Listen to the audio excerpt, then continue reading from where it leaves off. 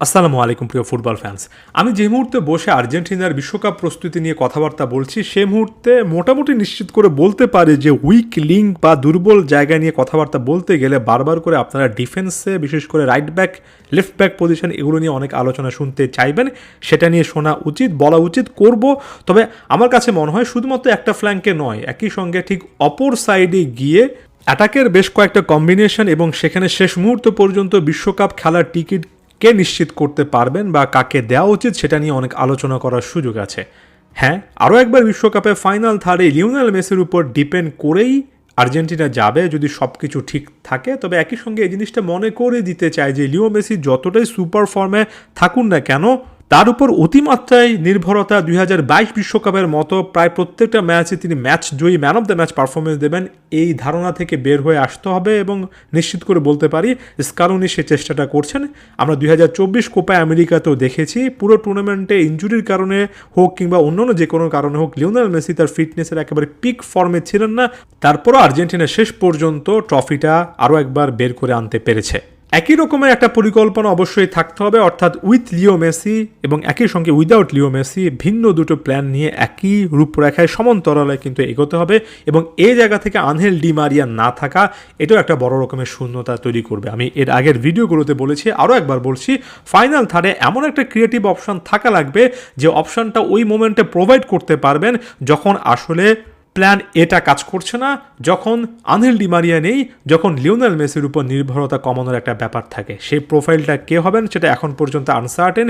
সাম্প্রতিক সময়ে যদি আপনি পারফরমেন্সটা দেখেন, আমার কাছে মনে হয় ক্রিয়েটিভ একটা প্রোফাইল হিসেবে নিকো পাস কোমোর জার্সিতে সিরিয়াতে যে পারফরমেন্সটা দিচ্ছেন সেটার প্রেক্ষিতে তার নামটাই আপাত দৃষ্টিতে এ মুহূর্তে অনেকটুকু সামনে আসার কথা। যদিও আর্জেন্টিনা একেবারে ক্রিয়েটিভ বা নাম্বার 10 ছাড়াও খেলতে পারে, মিডফিল্ড নির্ভরতা এই দলটাতে আছে সে জিনিসটা আমি বিশ্বাস করি। তবে তারপরেও তার স্টার্সগুলো তার পক্ষে কথাবার্তা বলছে। গত সিজনে কোমোর জার্সিতে যথেষ্ট ভালো খেলেছিলেন নিকো পাস, তবে পুরো সিজনে সম্ভবত গোল এবং অ্যাসিস্ট 15টার মতো করতে পেরেছেন। এই সিজনে আমার জানা মতে 18টা ম্যাচে অলরেডি 6টা করে গোল এবং অ্যাসিস্ট, অর্থাৎ 12টা গোলে সরাসরি কন্ট্রিবিউশন রেখে ফেলেছেন। যারা কোমোর জার্সিতে তার খেলা দেখছেন, যারা কিনা কোমোর কোচ সের্জ ফ্যাব্রিগাস তার সবার অন্যতম সেরা একজন মিডফিল্ডার তার কথাবার্তা শুনছেন, অর্থাৎ কোচও যেভাবে ভূয়সী প্রশংসা করছেন, নিকো পাস এ দল তার অবিচ্ছেদ্য একটা অংশ এবং তিনি খুবই ভালো ফর্মে আছেন বলেই রিয়াল মাদ্রিদ তাকে ফিরিয়ে আনার ব্যাপারে সব রকমের কার্যক্রম নিচ্ছে বলে গুঞ্জন শোনা যাচ্ছে। এবং সব কিছু ঠিক থাকলে হয়তো জুনের মধ্যে নিকো পাস রিয়াল মাদ্রিদে চলে আসতে পারেন। এ মোমেন্টের পারফরমেন্সে নিকো পাসের নামটাই অনেক বেশি করে আসে।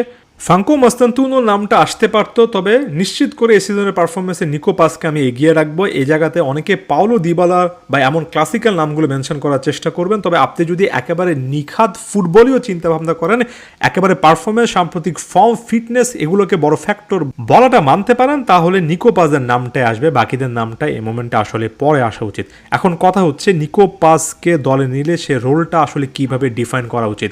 এটা একেবারে গিভেন, যতই পজিটিভলি আপনি আলোচনা করেন না কেন, নিকো পাসের যদি আপনি প্লেইং স্টাইল দেখেন, একটা হিটম্যাপ যদি দেখে আসেন, ক্লিয়ারলি বোঝা যায় যে নিকো পাস ঠিক ওই কাজটাই কোমোর জার্সিতে করছেন, খুব ভালোভাবে করছেন, যেটা আর্জেন্টিনা জার্সিতে লিওনেল মেসি বছরের পর বছর করে যাচ্ছেন। এবং এখানে লিও মেসির সাথে কম্পেয়ার করার মতো কোনো ফুটবলার নেই।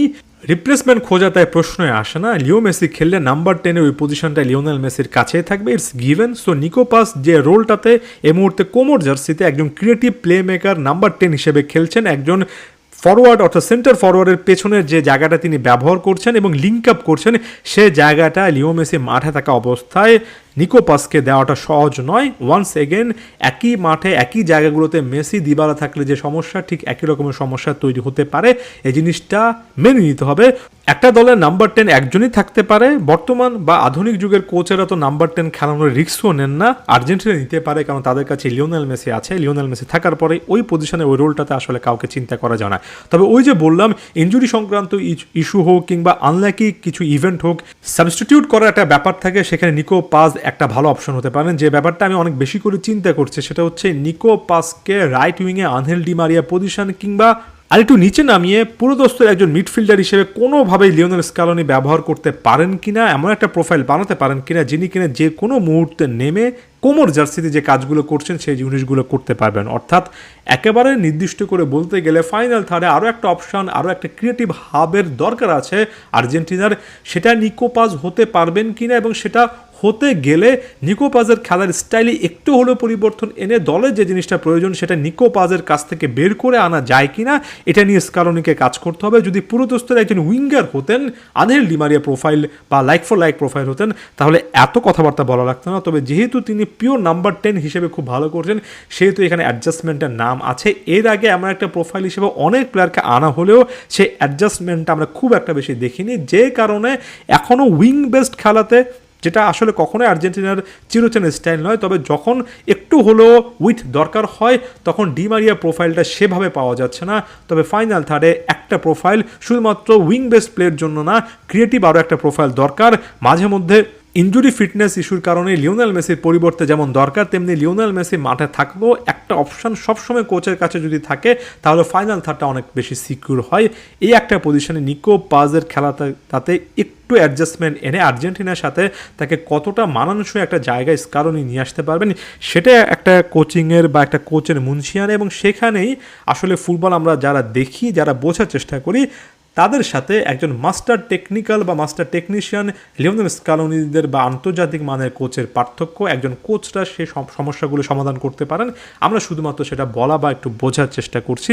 দেখা যাক এমন কোনো একটা রোলে আমরা নিকো পাসকে দেখতে পারি কি না, কারণ আমি ব্যক্তিগতভাবে বিশ্বকাপের সবচেয়ে বিগেস্ট স্টেজে এই প্লেয়ারটাকে দেখতে চাই। নিকো পাস সম্পর্কে আপনাদের কী ধারণা অবশ্যই জানানোর চেষ্টা করবেন।